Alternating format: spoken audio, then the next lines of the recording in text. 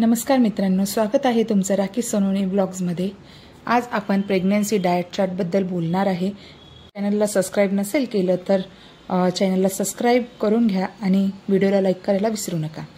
तर सकाळी मॉर्निंगला सकाळी उठल्यानंतर नाश्ता आणि नाश्त्यामध्ये फ्रूट्स, दही आणि ओट्स घेऊ शकता आणि ड्राय फ्रूट्स पण घेऊ शकता, नारळ पाणी पण घेऊ शकता। आता आहे दुपारचं जेवण। तर तुम्ही त्याच्यामध्ये हिरव्या पालेभाज्यांसोबत भात, पोळी आणि सलाड घेऊ शकता।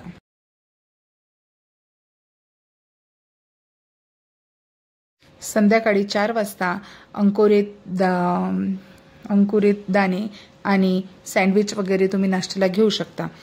संध्याकाळी रात्रीच्या जेवणामध्ये पोळी, डाळ आणि हिरव्या भाजी घेऊ शकता, त्याच्यामध्ये सूप पण घेऊ शकता।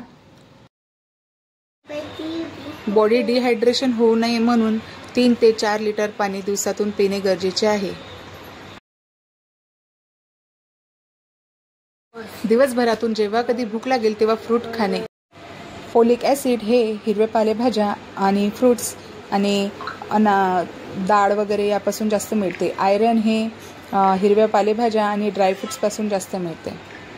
शरीराला कॅल्शियम, प्रोटीन आणि विटॅमिन डी ची खूप गरज असते। तर दूध, दही, पनीर आणि हिरव्या पालेभाज्या यापासून कॅल्शियम मिळते। डाळ, अंडे आणि चिकन, मछली यापासून आपल्याला प्रोटीन मिळतं आणि विटॅमिन डी हे अंडे आणि माशांपासून मिळते। प्रोसेस्ड फूड आणि जंक फूड पासून वाचा। कच्चे अंडे आणि कच्चा मांस खाऊ नये।